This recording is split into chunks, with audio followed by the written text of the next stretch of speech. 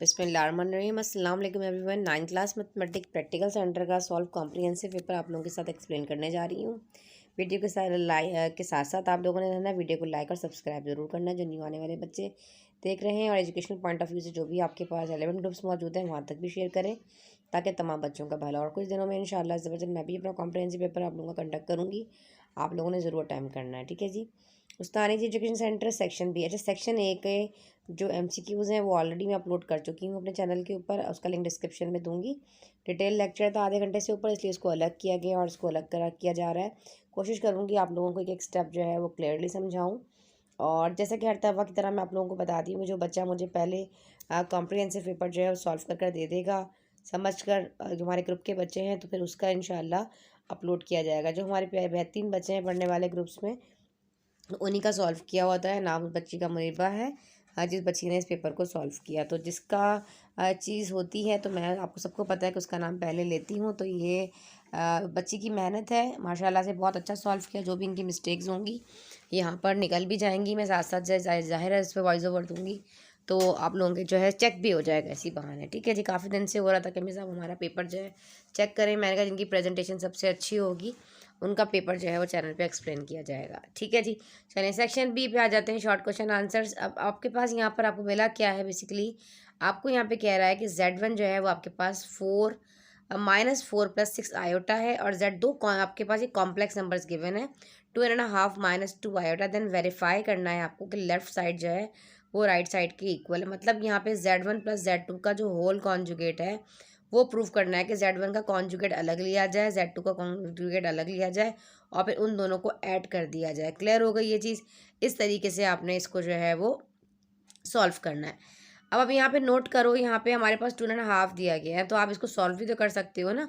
2 × 2 5 हो जाएगा, 5/2 आपके पास इसका। इस तरीके से आपने इसको थोड़ा सा सिंप्लीफाई कर लिया।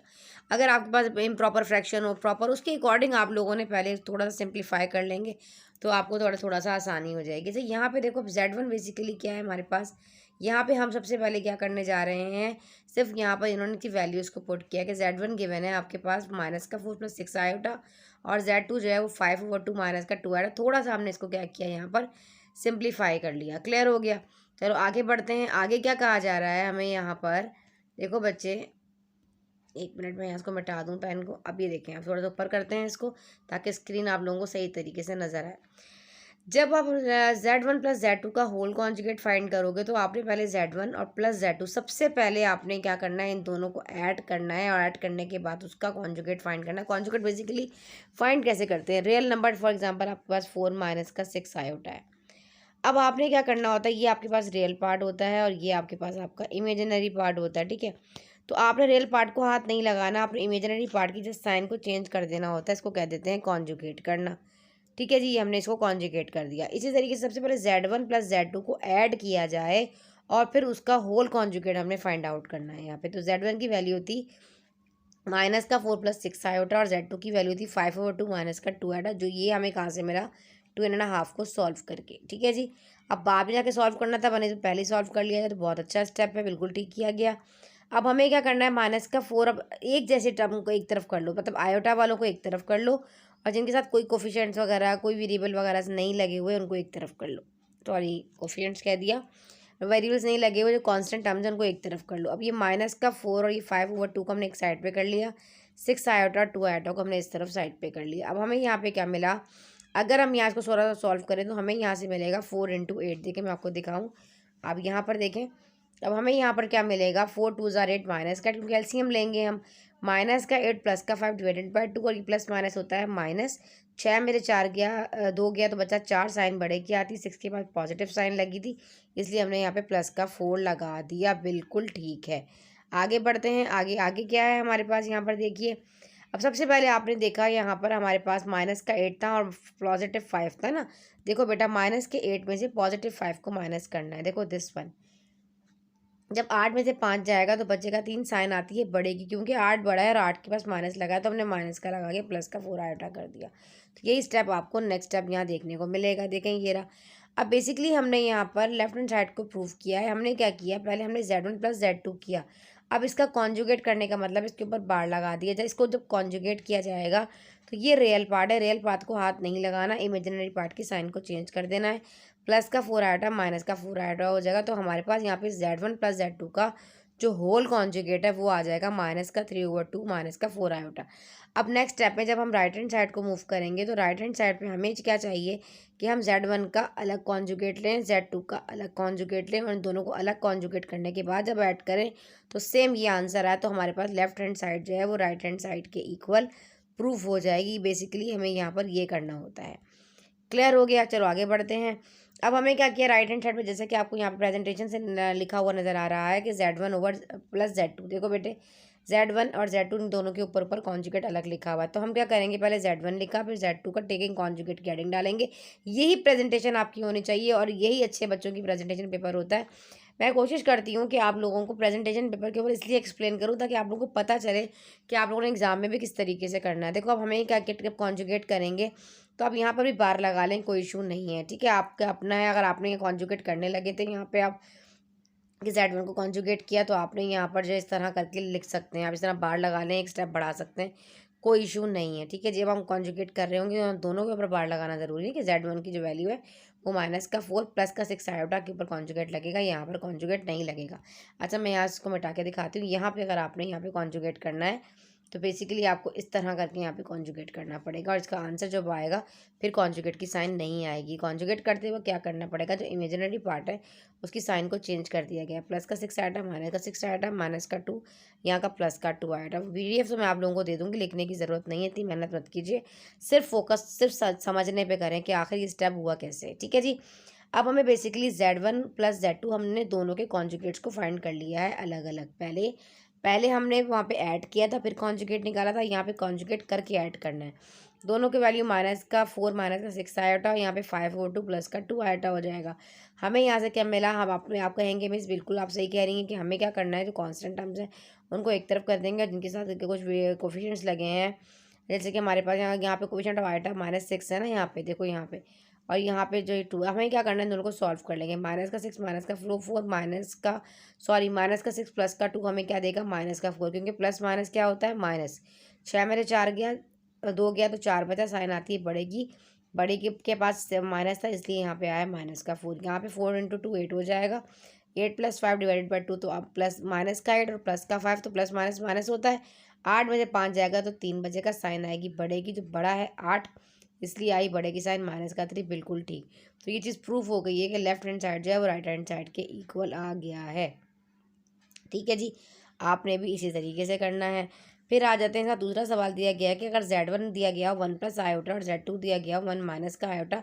अच्छा, आप एक चीज़ नोट कीजिएगा, मैंने 2023 में जो आप लोगों का कॉम्प्रिहेंसिव पेपर कंडक्ट किया था चैनल के ऊपर, ये तो पूरा पेपर ही वही है, थोड़ी सी तब्दीली की गई है, बाकी तो पहले जो 2023 में आप लोगों का पेपर लिया था चैनल के ऊपर, ये तो सारा पेपर ही वही है, वही सवाल सारे आ रहे हैं। और ये ऑलरेडी मैं एक्सप्लेन भी कर चुकी हूँ उस वीडियो को, क्योंकि मैंने अपना जब कॉम्प्रिहेंसिव पेपर कंडक्ट करती हूँ उसका सोल्यूशन आप लोगों के साथ प्रोवाइड करती हूँ, तो फिर सारी चीज़ें मैं वहाँ पर आप लोगों को दे देती हूँ। तो खैर चलें आगे बढ़ते हैं। हमारे पास 1 प्लस आयोटा, Z2 दिया गया 1 माइनस का आयोटा। हमें वेरीफाई करना है कि Z1 × Z2 और Z1, अच्छा यहाँ पे क्या, अगर हम इनको मल्टीप्लाई करने के बाद इनका कॉन्जुगेट लें या अलग अलग कर कर कॉन्जुगेट पर मल्टीप्लाई करें तो आंसर क्या है, सेम आए। मल्टीप्लाई की जगह ये डॉट भी डला हुआ होगा ना, Z1 कॉन्जुगेट × Z2, तो आप समझ जाइएगा कि यहाँ पे मल्टीप्लिकेशन हो रही है। क्लियर हो गया? चलो यहाँ पे आओ। अब हमारे पास यहाँ पर क्या है, लेफ्ट हैंड साइड। अब देखो लेफ्ट हैंड साइड को मैं पहले प्रूफ करते हैं। हमें क्या करना है, यहाँ पे Z1 × Z2 करके और फिर हम उसका कॉन्जुगेट यहाँ पर फाइंड आउट करेंगे। इसी प्रेजेंटेशन से आप लोगों ने काम करना है। अब हम टेकिंग कॉन्जुगेट, सबसे पहले आपने क्या किया, 1 प्लस आयोटा 1 माइनस आयोटा को आपने आपस में मल्टीप्लाई करवाना है। मल्टीप्लाई करवाने के बाद फिर हमने इसका कॉन्जुगेट, आप और करो क्या, मल्टीप्लिकेशन करते वक्त हम एक चीज़ नोट कर, 1 को 1 से मल्टीप्लाई करोगे, 1 को आयोटा से, वही चीज़ है, लेकिन क्योंकि शॉर्टकट ट्रिक की तरफ आओ तो यहाँ पे फॉर्मूला अप्लाई होता हुआ नज़र आ रहा है कि एक टर्म प्लस में है और एक माइनस में, तो क्या हम उसको कह सकते हैं A² - B², क्योंकि A + B A - B कह सकते हैं ना, अकॉर्डिंग टू फार्मूला हम इसको यहाँ पर लेकर चलेंगे। तो हम इसको अकॉर्डिंग टू फार्मूला लेकर चलेंगे तो हमें यहाँ पर क्या मिल जाएगा, यहाँ पे बेसिकली A आपके पास देखो 1 है और B आपके पास यहाँ पर जो है आयोटा है, तो हमने क्या किया, ए की जगह पे 1 लगा दिया और बी की जगह पे आयोटा लगा दिया। अच्छा बेटा, पता है हुआ ऐसा मेरे साथ कि मैंने ये ना पूरा कॉम्प्रिहेंसिव पेपर पूरा 1 घंटा लगा के और जो ऐसे वॉइस ओवर दे दिया और रिकॉर्डिंग कहीं मेरे से स्टॉप हो गई थी, मैंने ध्यान नहीं दिया। और अब यकीन जानिए फिर ये 3 दिन 4 दिन ये पड़ा रहा। मेरा दिल ही नहीं चाह रहा था कि मैं दोबारा से वॉइस ओवर दूँ, क्योंकि 1 घंटा मैं दे चुकी थी पहले इस पर।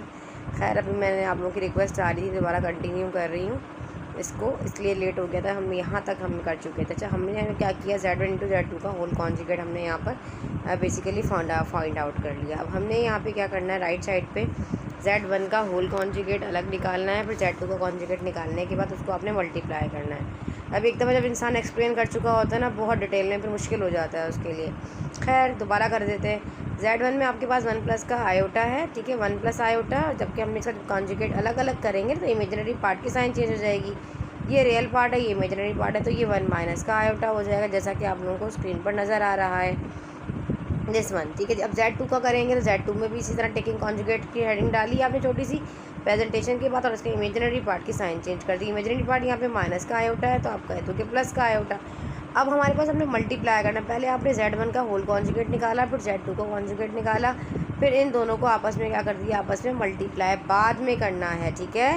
राइट साइड पे देखो, अब यहाँ पे ये Z1 है और ये Z2 है, देखा जाए दोनों एक जैसे लग रहे हैं। आप सबको पता है एक फार्मूला होता है कि A+ भी और A- भी, और एक टर्म प्लस में हो दूसरी टर्म उसकी माइनस में हो तो फार्मूला होता है A² माइनस का B²। समझ में आया?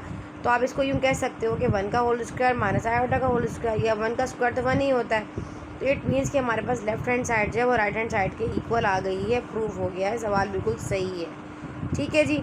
आगे आ जाते हैं, find the value of x and y। Important question है ये वाला भी, मैंने अपने कॉम्प्रिहेंसिव पेपर में 2023 में भी आप लोगों के साथ डिस्कस किया। आप एक नज़र ना 2023 वाला कॉम्प्रिहेंसिव पेपर उठाकर देखिएगा, आपको ऐसे लगेगा कि 2024 वाला जो कॉम्प्रिहेंसिव पेपर है प्रैक्टिकल सेंटर वालों का, और जो मैंने पिछले साल अपने चैनल पे अपलोड किया था, अल्हम्दुलिल्लाह सारा पेपर ही वही है, ठीक है जी।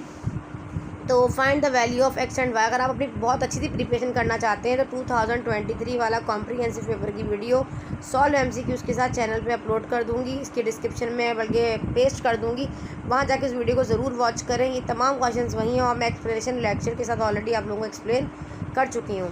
यहाँ पे find the value of x and y, आपको बेसिकली इस पूरी इक्वेशन में आपको x और y की वैल्यू को फाइंड करना है। अब x और y की वैल्यू को फाइंड करने के लिए हम एक काम करते हैं, जो कॉम्प्लेक्स नंबर है यहाँ पे आयोटा लगा उनको एक तरफ कर देते हैं, और जो सिंपल है कॉन्स्टेंट्स हैं उनको एक तरफ कर लेते हैं। कॉन्स्टेंट टर्म्स दी गई हैं, उनको इनके साथ कोई वेरिएबल कोई कोफिशिएंट वगैरह जो है नहीं लगा हुआ, उनको हम एक तरफ कर लेते हैं। अब यहाँ पर देखो x² माइनस का आयोटा y²। सबसे पहले भी याद रखिएगा, क्वेश्चन की प्रेजेंटेशन ये होती है कि सोल्यूशन की हेडिंग डालने के बाद सबसे पहले आपने कॉपी को क्वेश्चन को रीराइट करना है, ताकि कोई भी आप लोगों की मिस्टेक ना हो।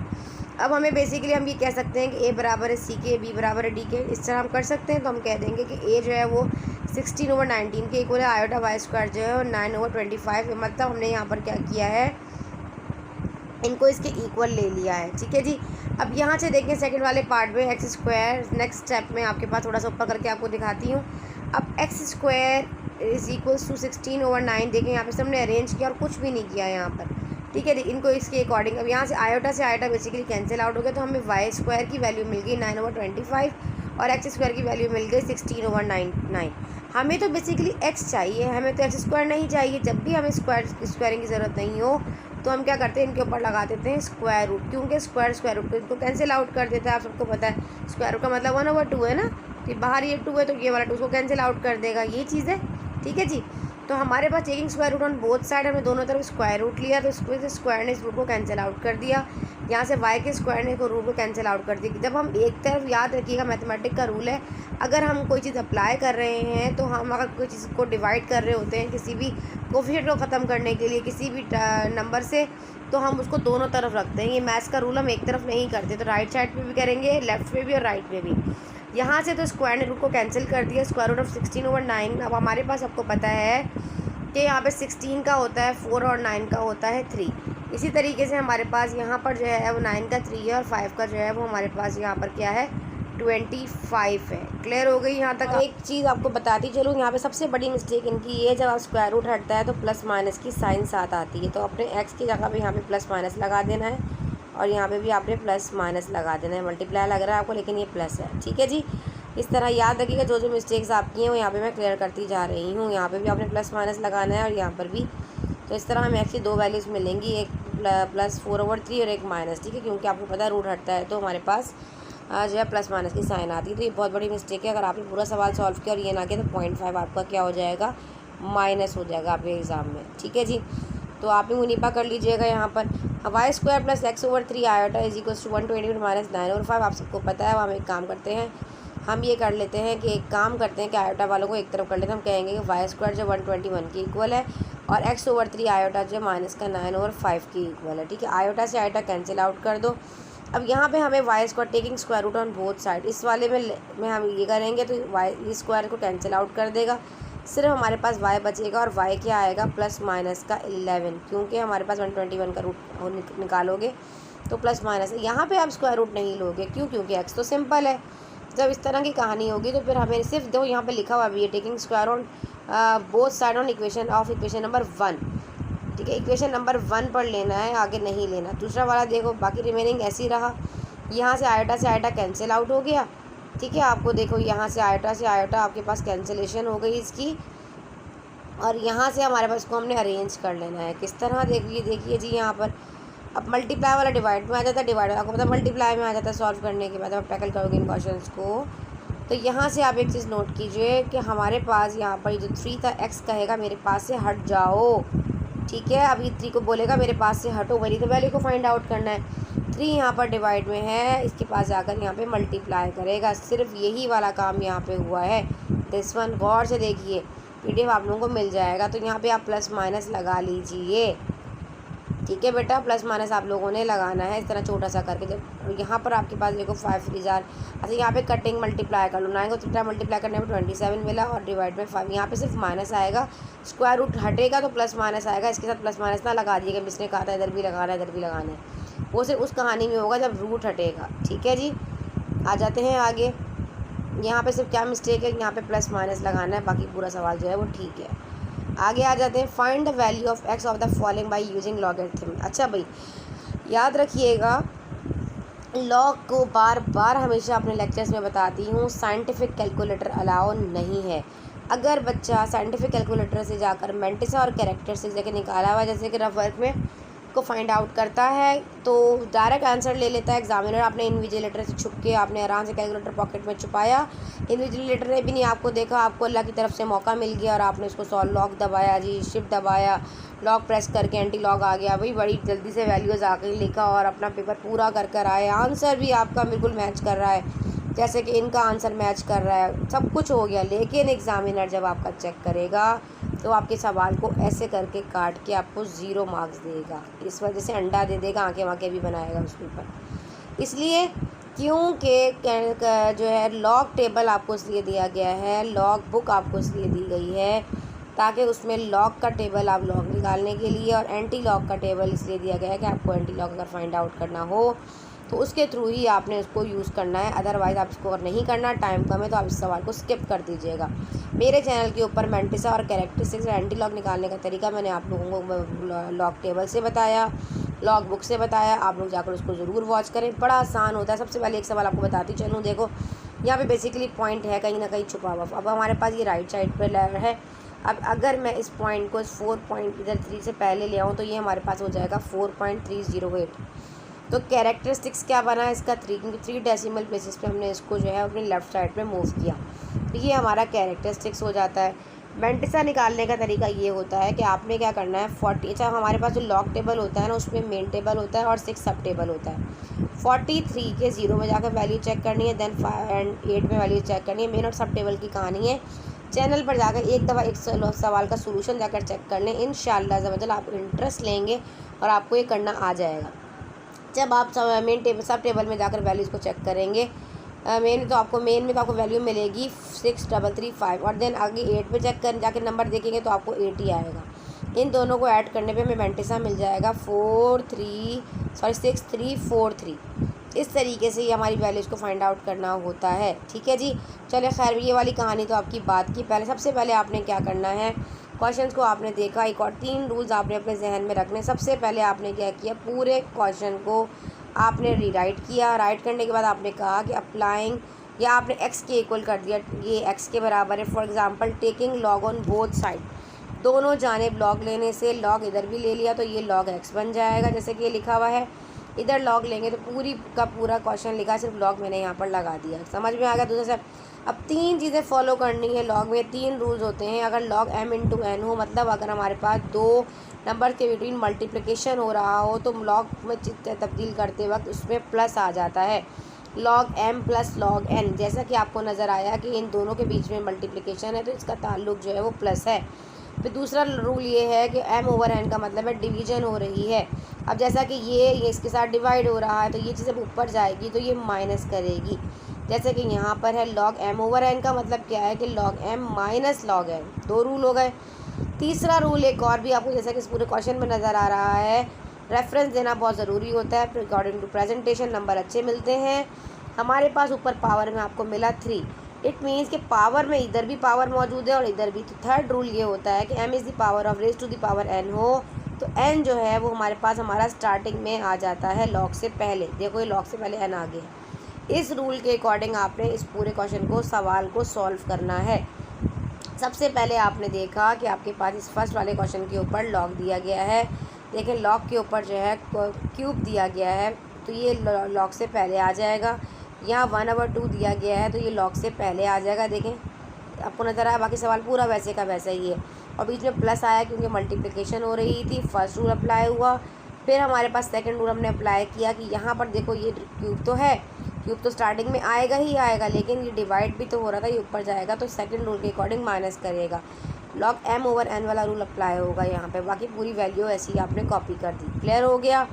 फिर आपने वही कैरेक्टरिस्टिक्स और मैंटिसा निकालने का तरीका जो मैंने अभी आपको लॉग टेबल से बताया, उसी तरीके से आपने इन तमाम के जो है पहले लॉग 3 ऐसे ही रहेगा, पहले लॉग को सॉल्व करोगे। ये काम जो आप कैलकुलेटर से कर रहे होते हो, ये काम आपने कैलकुलेटर से नहीं करना। कैरेक्टरिस्टिक्स और मैंटिसा फाइंड आउट करने के बाद इनकी वैल्यूज़ को ऐसे पुट कर देना। अब आप कहेंगे मिस यहाँ पे माइनस का 1 क्यों आया, ये भी आप जाके वीडियो में देखेंगे। जब पॉइंट वाले क्वेश्चन जो होंगे उसमें आपने -1 लगाना है, 0.0 होगा तो आपने -2 लगाना है, या आप इसको माइनस के ऊपर इस तरह बार भी लगा सकते हैं इस तरीके से करके। ये कहानी तब समझ में आएगी जब जाके इसके डिटेल लेक्चर्स चैनल पर जाकर देखोगे। ठीक है जी। तो इस तरीके से फाइनली आपने बाद में अपने लॉग लेने के बाद फिर आपने जो बाहर इसके साथ जो 3 मेंशन था या 2 था, जो भी पावर थी उसके आपने उसके साथ मल्टीप्लाई कर देना है। मल्टीप्लाई करने के बाद फिर आपके पास जो आपका आंसर आ जाएगा वो लॉग होगा। अब आपको एंटी लॉग लेना है तो यहाँ पे बेसिकली लॉग है टेकिंग यहाँ पर, ठीक है। तो ये वाला लॉग जो है लैक्स ऐसे रहा, एंटी लॉग है ना, तो ये वाला एंटी लॉग इस लॉग को कैंसिल आउट कर देगा।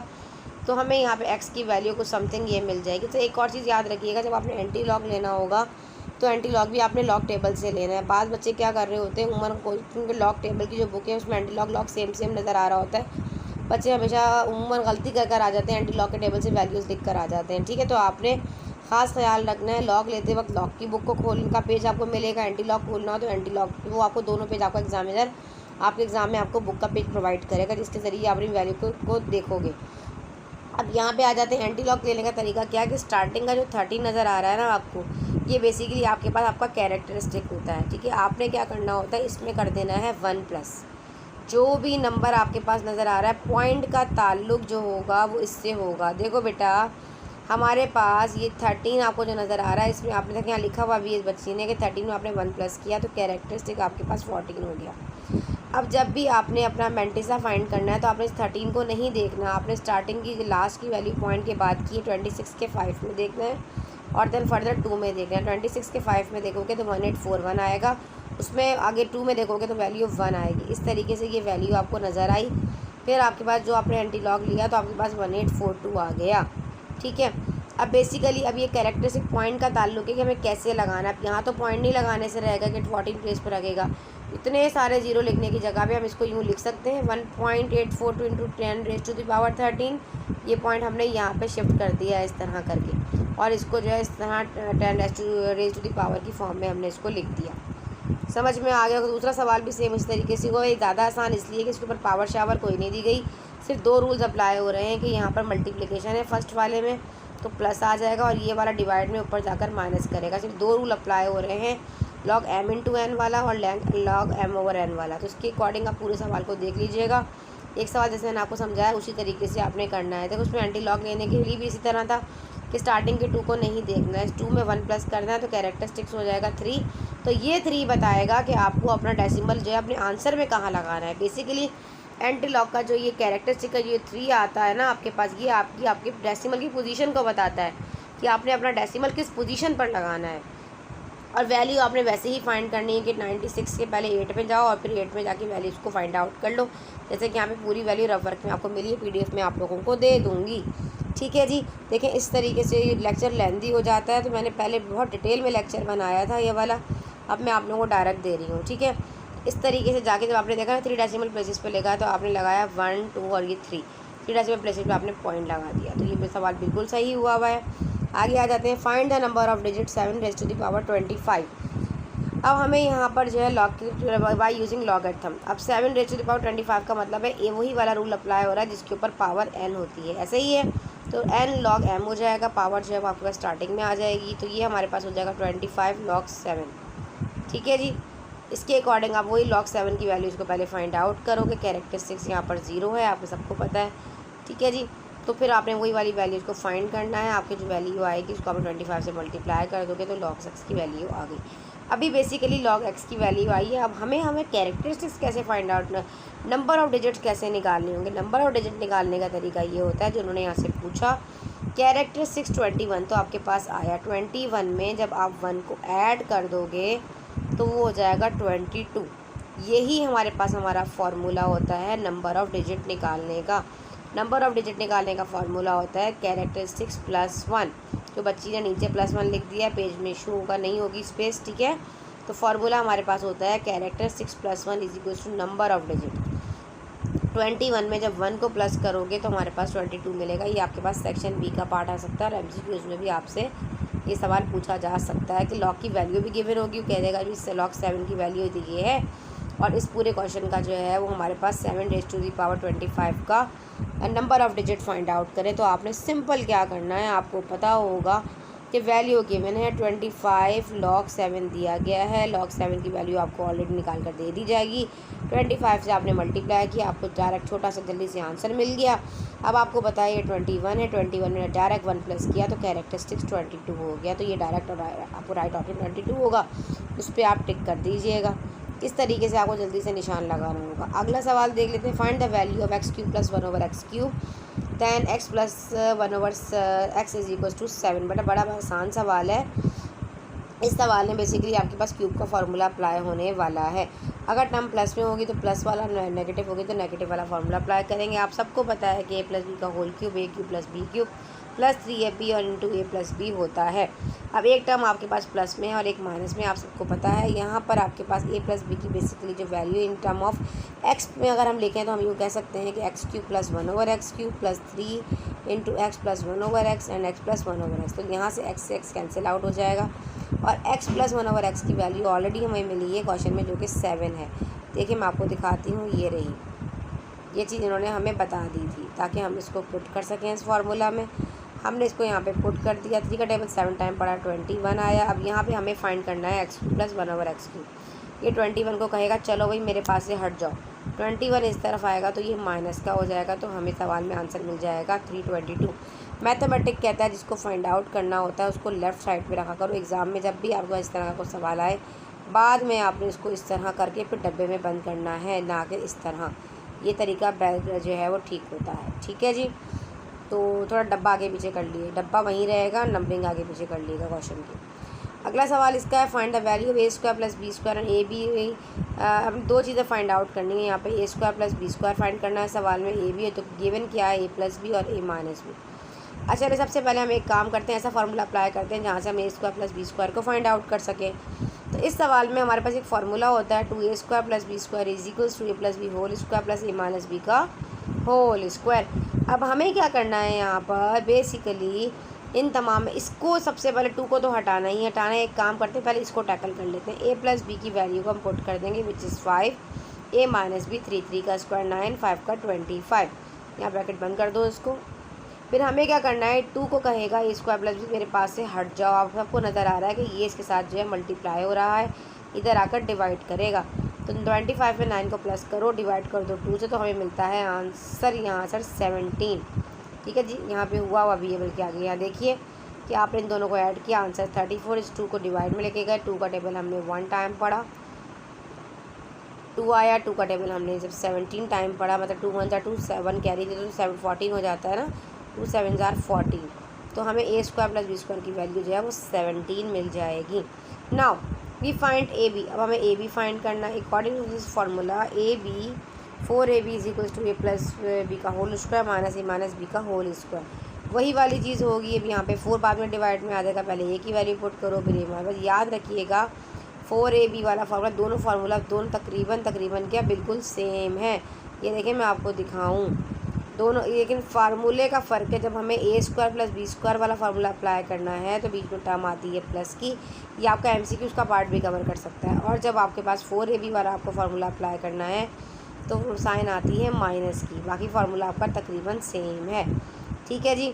फिर हमें क्या करना है, ए प्लस बी 5 है, ए माइनस बी 3 है, 3 का स्क्वायर 9, 5 का 25, माइनस करने के 16 मिला। 4ab को कहेगा चलो भाई मैं यहाँ से जाता हूँ, तुम्हें तो फाइंड आउट करना है। 4 मल्टीप्लाई में यहाँ के डिवाइड करेगा, 4 1 जा 4, 4 4 जा 16, तो हमें ए बी की वैल्यू मिल जाएगी यहाँ से 4। क्लियर हो गया। सिंप्लीफाई करना है, बड़ा आसान सवाल दिया गया। यहाँ पे हमें इस तरह ब्रेक करना होता है बेसिकली बेटा। जो सिंप्लीफिकेशन होती है ना उसकी पावर्स को देख लिया करो, पावर देख लोगे ना तो बड़ा आसान हो जाएगा सवाल को सॉल्व करना। अब हमारे पास 2 की पावर ऑफ 3, तो इट मीन्स यहाँ पे हमारे पास 216 है। इस तरह ब्रेक होने वाला है। तो 6 का टेबल 6 टाइम पढ़ूंगी तो 36 आएगा, 36 का टेबल 3 टाइम पढ़ूंगी तो 216 आएगा। बाहर में हमने पावर 2/3 लगा दी जो कि सबके ऊपर है।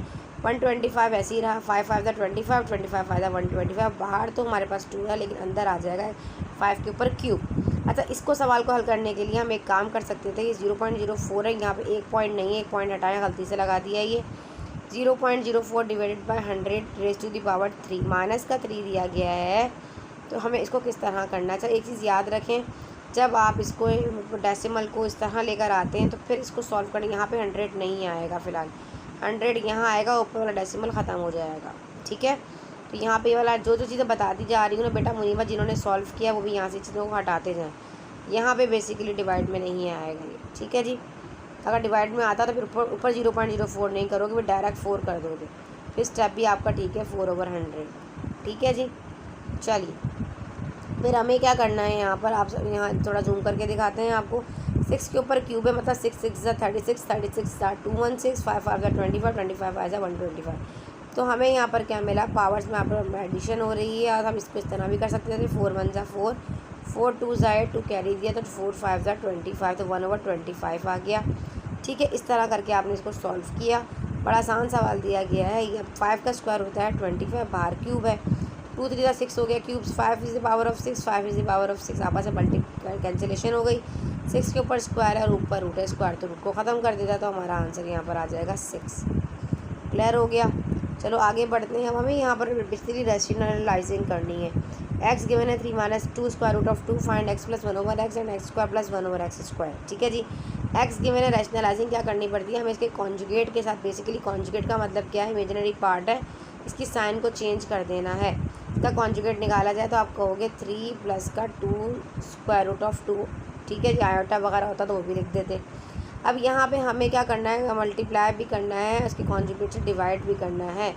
तो हमने 1 ओवर, हमें बेसिकली जो पता है ना 1/x हम जानते हैं। पहले x गिवन है, देखो यहाँ पे फार्मूला हमें x प्लस 1/x और x square plus 1/x square को फाइंड करना है, ठीक है। x गिवन है, अब x गिवन है लेकिन 1/x नहीं है ना, तो हम इसको 1/x भी तो बना सकते हैं ना। 1 ऊपर रखा, डिनोमिनेटर में से x को लेगा तो ये 1/x बन गया। अब यहाँ पे इसको रैशनलाइजिंग करनी, डिनोमिनेटर में ये इसको सॉल्व करेंगे तो हम क्या करेंगे, इसको मल्टीप्लाई भी करेंगे और डिवाइड भी करेंगे, लेकिन किसके साथ, इसके कॉन्जुगेट के साथ। मतलब माइनस का 2 आयोटा प्लस के 2 आयोटा 2 स्क्वायर रूट ऑफ 2 से आयोटा कह दिया, ठीक है जी। अब डिनोमिनेटर में ये वाला स्क्वायर को कैंसिल आउट कर देगा। यहाँ पे बच्चों की एक बहुत बड़ी मिस्टेक होती है, बच्चे क्या करते हैं 2 स्क्वायर रूट ऑफ 2 के ऊपर स्क्वायर लगाए, इसको काट देते हैं और यहाँ से 3 का स्क्वायर 9, 9 में 2 को माइनस कर देते हैं। लेकिन ऐसा नहीं करना। इसका मतलब ये है कि यहाँ पर ये जो चीज़ दी गई है 2 स्क्वायर रूट ऑफ 2 का होल स्क्वायर, का मतलब है कि ये स्क्वायर इस 2 के ऊपर भी है और ये स्क्वायर इसके ऊपर भी है। इधर वाले स्क्वायर ने इसको तो कैंसिल आउट किया, लेकिन इसका तो स्क्वायर रिमेनिंग बचा हुआ है ना, 2 का स्क्वायर होगा 4। ये ख़ास ध्यान रखना है आपने इस चीज़ का, उम्र बच्चे वाली मिस्टेक करते हैं। अब हमने ऊपर न्यूमरेटर में 3 + 2 स्क्वायर रूट ऑफ 2 को 1 से मल्टीप्लाई करने पे हमें वही मिला। इसको देखो ये फार्मूला अप्लाई हो रहा है, कौन सा वाला, ये स्क्वायर माइनस बी स्क्वायर वाला एक टर्म प्लस में है और एक टर्म माइनस में है। तो इस तरीके से हमने बोला 3 का स्क्वायर 9, 2 का स्क्वायर हमारे पास होता है 4, जो कि अभी हमने आपको बताया कि ये स्क्वायर दोनों के ऊपर था। जिस तरह 4 2 हमें मिला यहाँ से 8 और 9, 9 में से 8 माइनस किया तो 1 हमारा आंसर आ गया। 1/x is 3 + 2 square root of 2 square root of 2।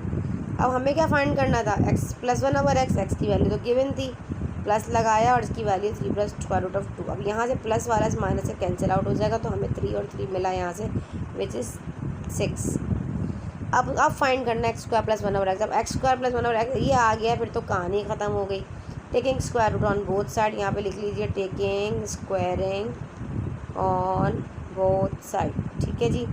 तो हमें यहाँ से अब इन फॉर्म a + b की फॉर्म में लिखना, a² पहले पैटर्न बना लिया करो, a² + 2ab + का b²। जो a है उसको a में लिख दो, जो b है उसको b में लिख दो। a यहाँ पर x है, b यहाँ पे 1/x है। हमने से इस फॉर्मूला के अकॉर्डिंग सॉल्व कर दिया। इस वाले x से ये वाला x जो है हमें कैंसिलेशन हो गई, तो हमें यहाँ पर क्या मिला, x² + 2 और ये 1/x² = 36। पहले ये वाला 2 वहाँ जाके माइनस करेगा तो हमें मिल जाएगा यहाँ से 34, और x² + 1/x² की वैल्यू हमारे पास आ गई। कितना आसान सवाल था। इस तरीके से आपने इन तमाम सवालात को सॉल्व करना है। Find the value of r if y + 2 is a factor of given polynomial. यहाँ पे थोड़ी सी इस सवाल के पास p(x) गिवन है। अब हमारे पास जो रिमाइंडर शुड बी 0, ठीक है। डिवाइजर खुद बनाना है। बाज़ ऐसा होता है कि जब आप रिमाइंडर थ्योरम यूज़ कर रहे होते हैं, डिनोमिनेटर भी गिवन होता है, आगे उसके अकॉर्डिंग आप इसको सॉल्व कर लेते हो। यहाँ पे हमारे पास ये जो आपको दिया गया है ना, y + 2, ये एक निशानी दी गई है, फैक्टर ऑफ पॉलीनॉमियल। ये इसका पहले नॉमिनल का फैक्टर है, तो रिमाइंडर शुड बी 0 होगा। तो हम कहते हैं कि y + 2 = 0। y की वैल्यू को फाइंड करेंगे, जो कि -2 हो गई। ये पॉजिटिव का 2 0 के पास आके नेगेटिव हो गया। इसको पुट कर देंगे अब इक्वेशन नंबर 1 में पुट करने से हमें क्या मिला यहाँ से कि -2 हमने दोनों इक्वेशन में आराम से इसको पुट कर दिया। और यहाँ से 2 का स्क्वायर 4, 4 3 12 हो गया, 2 4 8 होता है, माइनस माइनस हो जाएगा, प्लस 4 का स्क्वायर 6। जैसे 4 है, स्क्वायर का स्क्वायर नहीं है, ठीक है। तो हमारे पास 4r² आ गया। y + 2 is the factor of p of y, the remainder should be 0, ठीक है। इसके अकॉर्डिंग आप इसको सॉल्व करेंगे कि अब सिंपल तरीके से हमारे पास कोफिशिएंट ऑफ r² जो है वो कोफिशिएंट ऑफ r होना चाहिए, नॉट r²। तो हमारे पास जो भी चीज़ हम मल्टीप्लाई करेंगे वो सबके साथ करेंगे, जो डिवाइड करेंगे वो सबके साथ करेंगे। तो 4 हमें लगाना पड़ेगा ताकि इसके बराबर चीज़ ऊपर वाला बराबर में कोफिशिएंट ऑफ r² 4 है, ये ख़त्म हो सके। तो हमने क्या किया, डिवाइड में सबके साथ हमने लगा दिया यहाँ पर 4। तो यहाँ से कैंसिलेशन हो जाएगी, रिमेनिंग बचेगा वो हमारे पास इक्वेशन आएगी। यहाँ पे मिडिल टर्म स्प्लिटिंग हुई है। मिडिल टर्म स्प्लिटिंग के अकॉर्डिंग 2 फैक्टर्स आएंगे हमारे पास, ठीक है। उन 2 फैक्टर्स को आपने करना है। मिडिल टर्म स्प्लिटिंग के तमाम लेक्चर्स मेरे चैनल पर अपलोड हैं, आप लोग वहाँ जाकर उसको देख सकते हैं। बढ़ते हैं नेक्स्ट क्वेश्चन की तरफ। The bisector of the triangle are congruent, prove it. अब ये बाइसेक्टर का क्या मतलब है, बाई मतलब 2 और सेक्टर पार्ट्स में 2 इक्वल पार्ट्स में डिवाइड करना। अच्छा, कॉन्ग्रुएंट क्या होता है, बेसिकली इस कॉन्ग्रुएंट की सिंबल ये होता है। अब यहाँ पे बात हो रही है 2 ट्राइंगल्स की, किसकी बात हो रही है। अब हमारे पास देखो किस तरह यहाँ कह रहा है कि the bisector of a triangle are congruent. अगर इनको बाइसेक्ट किया जाए तो 2 ट्रायंगल जो आपके पास बनेंगे वो आपस में क्या है, कॉन्ग्रेंट है। हमें ये चीज़ प्रूव करनी है। देखो फॉर एग्जांपल ABC, एक ये आपके पास एक ट्रायंगल गिवन है। अच्छा, ये चीज़ आपने आपका वो है थ्योरम है, इसको आप अच्छे तरीके से देखिएगा, ठीक है जी। ABC आपके पास एक ट्रायंगल है। अगर हम यहाँ से बाइसेक्ट करते हैं, मतलब इस वर्टेक्स से इस सामने एक परपेंडिकुलर गिराएं, इसको सामने 2 इक्वल पार्ट्स में इसको डिवाइड करते हैं, बाइसेक्ट कर देंगे एंगल A से। और इसी तरीके से एंगल C से हम जो है इस तरह मैं एक बाइसेक्ट, अगर मैं फॉर एग्जांपल गिराती हूँ एंगल C से इस तरीके से कि सामने की अपोजिट साइड्स पर जो मैं मीडियन ड्रॉ कर रही हूँ, तो इसको 2 इक्वल पार्ट्स में डिवाइड कर रहा है रिस्पेक्टिवली। देखो यहाँ पे मेंशन भी किया हुआ है, बताने की ज़रूरत नहीं है कि ABC एक ट्राइंगल है, ये BE और CF। देखो यहाँ पे BE, this one is BE और यहाँ से CF। हमने क्या किया, इन दोनों के वर्टिसेस से इनके जो है अपोजिट साइड पर जो है हमने एक परपेंडिकुलर गिराया, या हमने मीडियन ड्रॉ किया जो कि इसको 2 इक्वल पार्ट्स में डिवाइड कर रहा है, कट कर रहा है, बाइसेक्ट कर रहा है, ठीक है जी। यहाँ तक आपको समझ में आ गया। और यहाँ पे लिखा हुआ है रिस्पेक्टिवली। अब यहाँ पे एक पॉइंट है जो कि which intersect O each other at point, और दोनों जो है वो एक पॉइंट पे मिल रहे हैं, जिसको हमने नाम दे दिया यहाँ से ABC का। क्लियर हो गया इस तरीके से, ठीक है। ये वाला पॉइंट जो है आपके पास क्या है, यहाँ पर O है। आगे हमें प्रूफ करना है कि एंगल बी, एंगल सी, ये तीनों एंगल्स आपस में क्या है, कॉन्ग्रेंट है। एंगल ए, एंगल बी और एंगल आपके पास जो है this one is angle C, ये तीनों जो है आपस में क्या है, कॉन्ग्रेंट है। ये चीज़ हमें यहाँ पे पूरे क्वेश्चन में प्रूफ करनी है। अब कंस्ट्रक्शन हमने क्या किया कि ओ एफ जो है वो हमारे पास परपेंडिकुलर है। देखिए यहाँ पे आप लोग चीज़ नोट कीजिए कि हमारे पास, अगर मैं यहाँ पे ट्राइंगल दोबारा ड्रॉ कर लेती हूँ, देखो ये ट्राइंगल मैंने यहाँ पे दोबारा ड्रॉ किया। अब मैंने कहा कि यहाँ पे सेंटर पॉइंट ये आपके पास ए था, this one is B, this one is C. मैंने यहाँ से इसकी अपोजिट डायरेक्शन में एक जो है परपेंडिकुलर ड्रॉ किया, यहाँ से इसको बाइसेक्ट किया 2 इक्वल पार्ट्स में। इसको मैंने यहाँ पर नाम दे दिया, इधर वाले पर मैंने इसको नाम दिया डी, इसको सेंटर पॉइंट आपके पास ओ है। अब एंगल ओ और एफ, अब बेसिकली यहाँ से अगर मैं एक जो है वो ड्रॉ करती हूँ बाइसेक्ट, मतलब यहाँ से भी एक परपेंडिकुलर गिराती हूँ जो ए पॉइंट से ये सामने वाली लाइन को जो है वो इंटरसेक्ट कर रहा है या बाइसेक्ट कर रहा है 2 इक्वल पार्ट्स में। तो इसके अकॉर्डिंग जो है वो हमें करना बेसिकली क्या है, ठीक है। तो आपके पास ये जो ट्राइंगल आपके पास गिवन है, इसमें आपने कंस्ट्रक्ट क्या किया, आपने जो चीज़ अपनी तरफ से कर रहे होते हैं उनको कंस्ट्रक्शन कहा जाता है। हमने ड्रॉ किया ओ एफ, मतलब ये पॉइंट जो ओ को एफ से मिलाया इस तरह, इसको ओ एफ किसके ऊपर परपेंडिकुलर है, ए बी के ऊपर। ये लाइन आपके पास ए बी है ना, इस पर परपेंडिकुलर है। और इसी तरीके से आपके पास ये आपका जो ओ डी है, this one O D, this one, ये परपेंडिकुलर किस पर है, इस वाले बी सी पर, ठीक है। ये परपेंडिकुलर की साइन होती है, यही चीज़ यहाँ पर मेंशन की गई है। स्टेटमेंट के अकॉर्डिंग, रीजन के अकॉर्डिंग कॉरेस्पॉन्डेंस एंगल का मतलब है हू बहू दोनों ट्रायंगल आपस में एक जैसे हैं कि ओ डी जो है वो कॉन्ग्रेंट है ओ एफ के। ओ डी जो है यहाँ से इतना पार्ट जो है इस वाले पार्ट के क्या है, आपस में कॉन्ग्रेंट है, कॉरेस्पॉन्डेंस ट्राइंगल है, दोनों ट्राइंगल कॉरेस्पॉन्डेंस होते हैं, तो इनके एंगल्स भी आपस में क्या होते हैं, कॉरेस्पॉन्डेंस होते हैं। देखो ठीक है जी। तो यहाँ पे यही सिमिलरली ये चीज़ बताई गई है कि ये बाइसेक्ट कर रहे हैं, ये ज़्यादा एक ही डिस्टेंस है, इनका डिस्टेंस बिल्कुल तमाम पॉइंट से सेंटर पॉइंट वर्टिसेस इनका इक्वल है। सिमिलरली ओ डी जो है वो कॉन्ग्रेंट है ओ ई के, और ये आपने यहाँ पर इक्वेशन नंबर 1 और 2 को आपने क्या किया, यहाँ से कंबाइन किया, so that the point O is on the bisect of angle A. Also, the point of B is the bisector of angle ABC and BCA. ये आपके पास गिवन है। मतलब इस तरीके से आपने पूरे उसको याद कर लेना, बस याद रखा करें जो बात बताई जा रही होती है कि ये आपके पास की मीडियन क्या है, और इसके अलावा जो है आपके पास ये कॉन्ग्रुएंसी क्या होती है। इन पर डिटेल लेक्चर्स मेरे चैनल पे मौजूद हैं, आप लोग तमाम थ्योरम से भी रिलेटेड लेक्चर्स मौजूद हैं डिटेल वाले, वहाँ जाके आप देखेंगे। नेक्स्ट क्वेश्चन में हमें क्या करना है, यहाँ से फैक्टर्स फाइंड करने हैं फैक्टर थ्योरम के थ्रू, ठीक है। फैक्टर्स फाइंड करने हैं फैक्टर थ्योरम के थ्रू। तो हमारे पास ये जो गिवन एक्सप्रेशन दिया गया है, एक्स क्यूब प्लस का एक्स स्क्वायर माइनस का एक्स माइनस का वाई। अब यहाँ पे बेसिकली हमारे पास डिवाइज़र मौजूद नहीं है, ठीक है। तो हमें डिवाइज़र को फाइंड आउट करने हैं, किसके फैक्टर्स बनाने पड़ेंगे, द डिवाइजर्स ऑफ 1 आर, या तो प्लस माइनस 1 ही हो सकता है ना। तो हमारे पास हमने 1 पुट करेंगे, अब जो चीज़ आएगी उसका अगेंस्ट लेना होता है। अगर हमारा एक्स पॉजिटिव 1 रखने पे अगर आपके पास 0 आया तो आप कहोगे कि x minus 1 is a factor of P of x, ठीक है जी, एंड रिमाइंडर शुड बी 0 है ना। इस तरीके से आपने इसको फाइंड करना है। और सिंथेटिक डिवीजन के अकॉर्डिंग हमें बेसिकली करना क्या होता है बेटा, जो हमारे पास गिवन इक्वेशन होती है उनके कोफिशेंट्स को उठाना होता है, ठीक है। देखिए ये हमारे पास जो कोफिशेंट्स है, कोफिशेंट ऑफ एक्स क्यूब 1 है, ठीक है, कोफिशेंट ऑफ एक्स स्क्वायर 1 है, कोफिशेंट ऑफ एक्स इज -1, इस तरीके से, और ये कांस्टेंट टर्म जो है वो भी -1 है। तो यही चीज़ें हमें यहाँ पर देखें हमने लिखी हैं। क्लियर हो गया। इसके अकॉर्डिंग ही आपको यहाँ पर सॉल्व करना होता है। Coefficient of x cube positive, ये भी एक्स भी पॉजिटिव है, ठीक है। सिर्फ और सिर्फ आपके पास कोफिशेंट ऑफ एक्स और जो कांस्टेंट टर्म है दोनों नेगेटिव है, बाकी दोनों स्टार्टिंग के पॉजिटिव है। इस तरीके से आपने यहाँ पर जो है इसकी वैल्यूज़ को रखा। फर्स्ट वाला जो होता है इसको इसी तरह कॉपी कर दिया जाता है। यहाँ पे देखिए मैं आपको दिखाऊँ ऐसे करके, और इसको इससे मल्टीप्लाई करने में 1 1 ज़ा 1 होता है, ठीक है। यहाँ 1 रखा, 1 और 1 ऐड किया, 2 हुआ, 2 को 1 टाइम मल्टीप्लाई करने से हमें दोबारा 2 मिला, प्लस माइनस -2 में से 1 किया तो 1 बचा, फिर 1 को अगेन इस 1 से मल्टीप्लाई किया तो 1 1 ज़ा 1 पॉजिटिव, 1 नेगेटिव से कैंसिल आउट हुआ, तो रिमाइंडर क्या आ गया हमारे पास 0।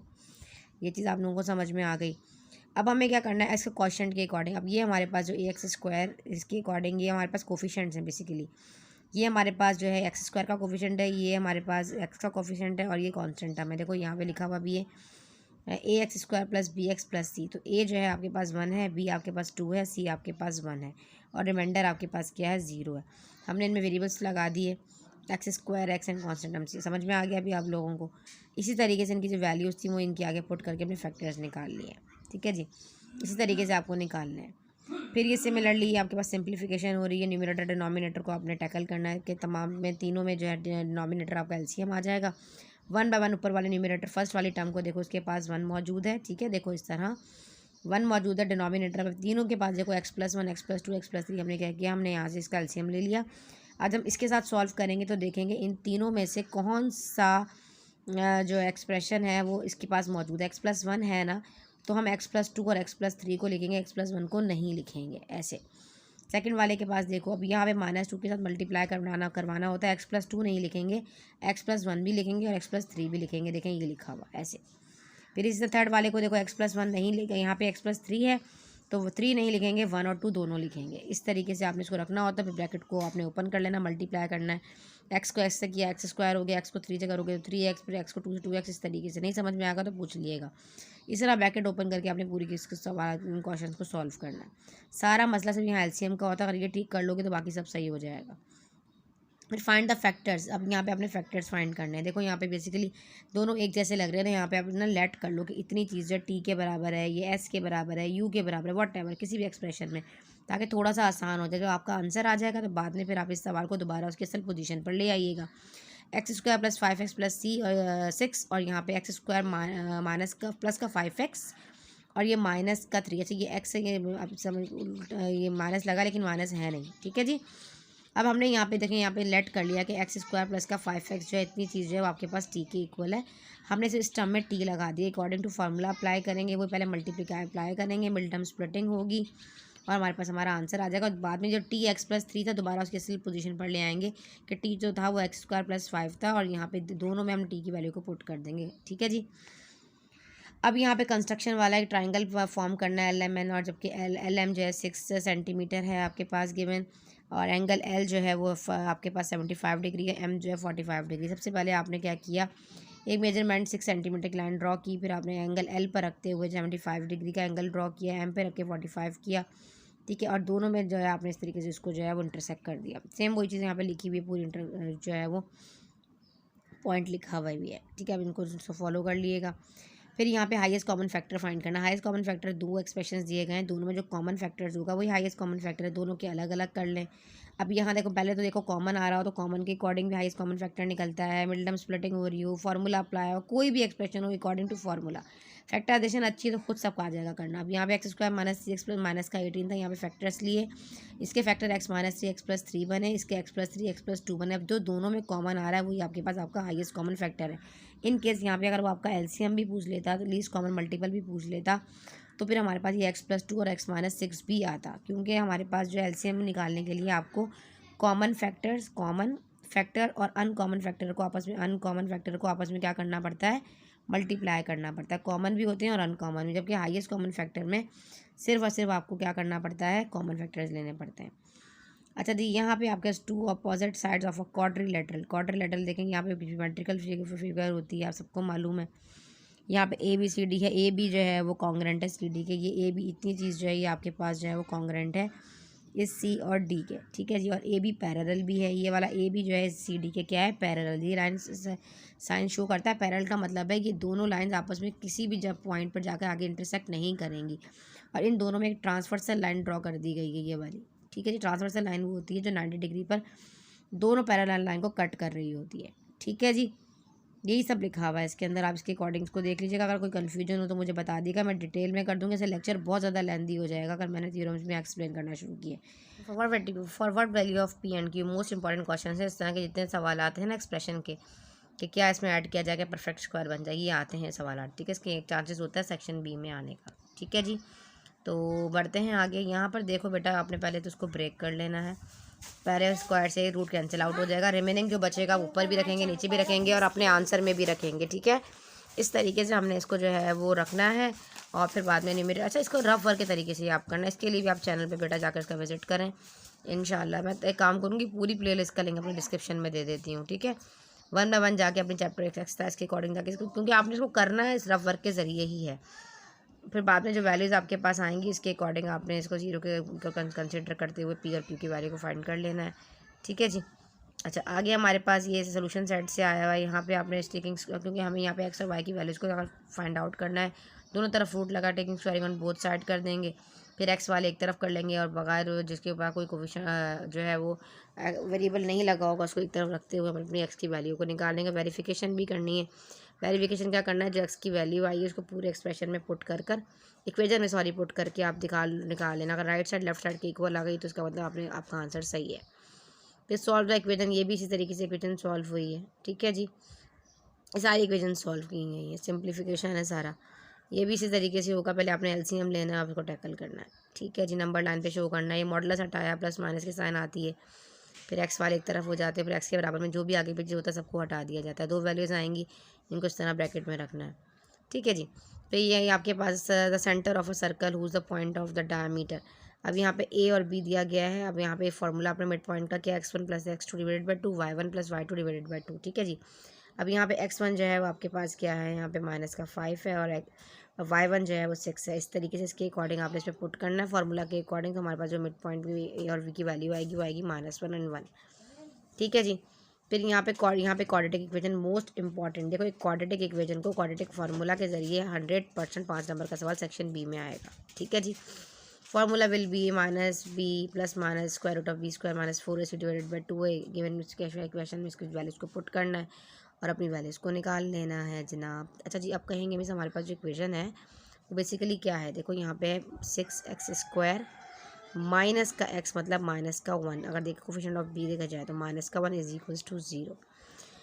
अब बेसिकली यहाँ पर जो b है ना वो माइनस का x दिया गया है, इट मीन्स कि 1 दिया गया है, तो आपने यहाँ पे 1 रखना है। ठीक है जी, ना कि x रखना है। तो यहाँ पे मिस्टेक है, इसको देख लीजिएगा। जो निकलती जाएगी मैं आपको बताती चली जाऊँगी। तो ठीक है, अब हमें यहाँ पे ये 2 वैल्यूज़ मिलेंगी, एक x + 1 और एक -1/3। इवन अगर कोई कैलकुलेशन में मिस्टेक होगा तो ह्यूमन एरर है। ठीक है बेटा। अच्छा, यहाँ पे भी आपके पास the triangle on equal bases and the equal altitude are equal area prove करना, ये भी आपके पास एक थ्योरम है। फिर डिस्क्रिप्टिव पार्ट में prove the following correspondence to, ये आपके पास 9.1.9 के जो 3 थ्योरम्स मैंने आप लोगों को बताए थे ना, वो तीनों आपने करने। एक एंगल साइड एंगल वाला भी करना है, ये आई थिंक 4 वाला है जिसमें हाइपोटेन्यूज एंड साइड्स आपस में कॉन्ग्रुएंट है। ये तीनों आप लोगों ने करना है, इंपॉर्टेंट थ्योरम्स हैं, बहुत अच्छे से तरीके से कर जाइएगा। ये फर्स्ट वाला है 9.1.1। ठीक है जी, एंगल साइड एंगल। ठीक है जी, आगे आ जाते हैं। फैक्टराइज करना है, आपके पास 3-4 आएंगे और एक पार्ट ये कवर करेगा सेक्शन सी का। मिक्स आएगा 5 दफ़ा जो है। देखो, मिडल स्प्लिट खुद पहचानना है कि क्या मिडल स्प्लिटिंग हो रही है या कोई फार्मूला अप्लाई हो रहा है या नहीं हो रहा है। ट्रांजेक्शन आपको बता देती हूँ। यहाँ पे फैक्टर्स आपने फाइंड आउट कैसे करने हैं। आपने यहाँ पर देखा है 8r² + 9rs - rs। यहाँ पे आप चीज़ नोट करो, अगर थोड़ा सा इसको हम यहाँ से कॉमन ले लें इन दो टर्म्स में, देखें इन दोनों में से और इनमें से, तो हमारे पास r कॉमन आ रहा है। रिमेनिंग r + 9x आ जाएगा। यहाँ पे 7s जो है कॉमन आ रहा है, तो r + 9s आ जाएगा। और ये जो कॉमन होता है उसको एक तरफ रख लिया, बाहर वाला ये इसको एक तरफ कर लिया। इस तरीके से आपने क्वेश्चन को सॉल्व करना होता है। एक सवाल कॉमन लेकर आता है, कुछ फार्मूलाज के अकॉर्डिंग भी आ जाता है। यहाँ पे हमारे पास बेसिकली a² - b² का फॉर्मूला अप्लाई होने वाला है। ठीक है, अब क्वेश्चन नंबर 2 में अगर आप एक चीज़ नोट करो, यहाँ पे 16 और d⁴ तो अगर हम ये देखा जाए तो ये दोनों परफेक्ट स्क्वायर बन सकते हैं। देखो कैसे, यहाँ पर देखो, अगर मैं कहूँ ये हमारे पास 4 का स्क्वायर 16 होता है, d⁴ है ना, तो उसका होल स्क्वायर आ जाएगा। और देखा जाए तो ये पूरी चीज़, इतनी चीज़ जो आपके पास है, ये a² - 2ab + b² का फार्मूला नहीं अप्लाई हो रहा। देखो a² मान, क्योंकि a जो है यहाँ पे अगर मैं कह दूँ c के अकॉर्डिंग इसको पुट करूँ 2 का होल स्क्वायर, और d सिंपल a की स्क्वायर आएगा, क्योंकि d के ऊपर पावर 4 नहीं है वहाँ से, इसलिए अंदर भी स्क्वायर आया। तो क्या मैं इसको यूँ लिख सकती हूँ c² - d का होल स्क्वायर। तो इस तरह हमें 2 टर्म्स मिल गई ना यहाँ पे। कैसे, एक मिल गया a² और ये मिल गया b², इसका होल स्क्वायर है, तो हम फार्मूला लगा सकते हैं ना, एक दफ़ा टर्म प्लस में एक दफ़ा माइनस में। तो 4d² के साथ प्लस d² माइनस का d लगेगा, और दूसरे वाले में माइनस का d। यहाँ वाला माइनस तो माइनस ही रहेगा दोनों के साथ। देखें, ये वाला जो प्लस और ये वाला माइनस है ना, जो d² के बाद आ रहा है, ये चेंज हो जाएगा अकॉर्डिंग टू फार्मूला। एक दफ़ा टर्म प्लस में होती है और एक दफ़ा माइनस में होती है। ठीक है जी, अगला हमारे पास है a⁴ 4 + 4b²। तो यहाँ पे भी हमारे पास वही वाला जो भी थोड़ी देर ऊपर मैंने आपको बताया। यहाँ तक तो आपको समझ में आया। आप कहोगे मिस a का होल स्क्वायर + 4b, लेकिन हम जब इसको फॉर्मूला में पुट कर रहे होते हैं तो हम इसी को ऐड भी करेंगे और सब्ट्रैक्ट भी करेंगे, क्योंकि हम इसको इस एक्सप्रेशन में ऐड सब्ट्रैक्ट करेंगे तब ये परफेक्ट स्क्वायर बनेगा, अदरवाइज़ नहीं बनेगा। जब ऐड करेंगे तो इतनी चीज़ फार्मूला के अकॉर्डिंग बन जाएगी, बाकी रिमेनिंग जो है वो साइड पर हो जाएगा। वही चीज़ यहाँ पर हुई। देखें, ये वाली चीज़ फार्मूला के अकॉर्डिंग आ गई, फिर वही a² - b² का फॉर्मूला अप्लाई करते हुए एक दफ़ा टर्म प्लस में और एक दफ़ा माइनस में ऐड कर देनी है, बस सिंपल। और कुछ भी नहीं करना। देखो यहाँ पे हमारे पास फॉर्मूला बन रहा है A² plus 2AB plus A² plus B² minus का 2AB A² प्लस 2 प्लस का 2B। तो हम इसको A² प्लस 2 थोड़ा सा अरेंज करके लिख दिया बस यहाँ पर, देखिए यहाँ पे अरेंज कर दिया है बस, ठीक है जी। अच्छा आगे आ जाते हैं, यहाँ पर भी इसी तरह A plus B whole square का फॉर्मूला अप्लाई हो रहा है, उसी तरीके से टैकल होगा ये क्वेश्चन।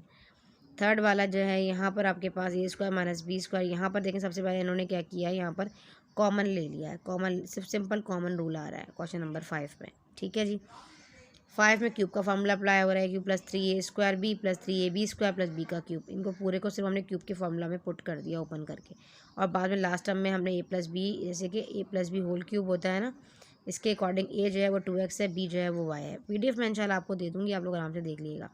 यहाँ पर भी वही A² माइनस B² का फॉर्मूला अप्लाई था, ज़्यादातर यही वाला फॉर्मूला के अकॉर्डिंग उन्होंने क्वेश्चन आप लोगों को दिए हैं, ठीक है। यहाँ पर भी हमारे पास जो है वही फॉर्मूला अप्लाई हो रहा है, A² plus 2AB plus B² वाला। तो उम्मीद है समझ में आ गया होगा। अच्छा यहाँ पे जो साइमल्टेनियस लीनियर इक्वेशन है ना, इसके लिए आपने क्या करना है, पहले इंटरसेक्शन पॉइंट निकालना है दोनों इक्वेशन को सेट करके। इसके लिए भी 7 चैप्टर आप जाके चैनल पर देखें। इंटरसेक्शन पॉइंट निकालने के बाद फिर ऑर्डर पर आपने इसी प्रेजेंटेशन से करना है। और ग्राफ का मैं आपको बता देती हूँ, स्केलिंग आपने राइट साइड पे लेफ्ट पे एक बॉक्स में करनी है, छोटे से बॉक्स में। और जब आप पेपर लेंगे ना, तो आपके पेपर के पीछे वाली जो कॉपी होती है उसके ऊपर ग्राफ का जो है वो नंबर लिखा हुआ होता है, कि ब्लॉक बना हुआ होता है बॉक्स के, आपने उसके अंदर जो है वो अगर आपने ग्राफ वाला क्वेश्चन अटैम्प्ट किया तो आपने उसके अंदर नंबर लिखना ज़रूरी होता है। बाज़ बच्चे क्या करते हैं, पूरा सा क्वेश्चन अटैम्प्ट करते हैं, लेकिन उसके अंदर वो मैं इंशाल्लाह एक वीडियो बनाऊंगी आपके एग्ज़ाम से पहले कि आपने कॉपी को किस तरह करना। मेरे चैनल पे एक अपलोड भी है, आई थिंक मैंने पिछले साल की थी, इसमें मैंने आपको बताया भी था कि एक बॉक्स होता है, उसके अंदर अगर आपके जो ग्राफ बुक होती है उसके ऊपर एक कोड दिया हुआ होता है, उस कोड को आपने अपनी जो आपकी शीट आएगी, जो आपको कॉपी मिलेगी, उसके फ्रंट पेज के ऊपर जो एक बॉक्स बना होता है ग्राफ नंबर, तो वो नंबर आपने उसके अंदर पुट करना होता है, ठीक है। ये चीज़ आपने याद रखनी है। स्केलिंग भी आपने करनी है इसी तरीके से, स्केलिंग आपने बहुत अच्छी सी करनी है अकॉर्डिंग टू योर रीडिंग के अकॉर्डिंग स्केलिंग रखते हुए आपने इंटरसेक्शन पॉइंट निकालना है। और ये आपको सबको पता है, जो बच्चे मुझे चैनल पे फॉलो करते हुए आ रहे हैं, ये सारे सवालात ऑलरेडी चैनल पे अपलोड हैं। अगर आप लोग कहेंगे तो मैं एक एक सवाल का सोल्यूशन दोबारा से अपलोड करके एक एक वीडियो 10-10 मिनट की, 15-15 मिनट की बनाकर चैनल पे अपलोड कर दूँगी, अगर आप लोगों का रिस्पांस अच्छा आया तो। अगर आप चाहेंगे तो तमाम रिमेनिंग क्वेश्चंस को भी मैं इंशाल्लाह ज़बरदस्त इसी तरीके से क्या करूँगी, एक एक वीडियो को डिटेल में एक्सप्लेन करके बोर्ड पे फिर अलग अलग इसकी वीडियोस अपलोड करूँगी, क्वेश्चन 1 2 3 इस तरीके से करके, अगर आप लोगों ने कमेंट में कहा तो। अदरवाइज़ तो मैं PDF दे ही रही हूँ आपको, नहीं तो आप लोग मेरे चैनल से जाकर भी देख सकते हैं, क्योंकि चैनल पर एक चीज़ मौजूद होती है, इसलिए फिर मैं इसको ज़्यादा वो नहीं फोकस नहीं कर रही इस पर। पैरामीटर ऑफ अ ट्राइंगल आपने फाइंड करना है, पॉइंट्स आपके पास गिवन है, फार्मूला आपको पता है, AB डिस्टेंस है, फिर BC और फिर AC, इनको आपने जो है इसके अकॉर्डिंग सॉल्व करना है। डिस्टेंस फार्मूला आपके पास क्या है, x, अगर AB का करेंगे तो x2, इसके अकॉर्डिंग ही आपके पास A और B की आपने value x1 y1 x2 y2 के अकॉर्डिंग तीनों को अलग अलग आपने फाइंड आउट कर लेना, AB का डिस्टेंस, फिर BC का डिस्टेंस और फिर AC का डिस्टेंस। और फिर पैरामीटर का मतलब क्या होता है कि तीनों की लेंथ, तीनों लेंथ को इक्वल करा तो हमारे पास हमारा आंसर आ जाता है। पैरामीटर यही है ना तमाम साइड्स की, फॉर एग्जांपल ये रेक्टेंगल है और ये 2 सेंटीमीटर, ये 1 1 और ये 2, इन तमाम की जो लेंथ होती है उसको अगर आप जो है वो ऐड कर लोगे तो ये पैरामीटर है। लेकिन डिस्टेंस में आपने डिस्टेंस फार्मूला के अकॉर्डिंग पुट करके फिर अपनी वैल्यूज़ को निकालना है। ये भी आपके पास थ्योरम है, ठीक है जी, इसको भी आपने फॉलो कर लेना है। फिर हमारे पास जी ख़त्म हो गया जी। अच्छा जी, अगर आपको वीडियो अच्छी लगी तो लाइक करें, चैनल को सब्सक्राइब करें। मिलते हैं इंशाल्लाह ताला इस तरह के हेल्पफुल लेक्चर्स के साथ, जब तक के लिए उस्तानी जी को दें इजाज़त। अच्छा 2 ग्राफ हैं, ठीक है जी, ये देख लीजिए, मैं आपको बताना भूल गई थी, वो तो ध्यान में पड़ गया, ठीक है जी। अगर आप कहेंगे तो मैं आप लोगों को इसका डिटेल लेक्चर बना के इंशाल्लाह एक एक सवाल को डिटेल में बता दूँगी इंशाल्लाह, ठीक है जी। चलिए अपना बहुत ख्याल रखें, दुआओं में याद रखें। अल्लाह हाफ़िज़।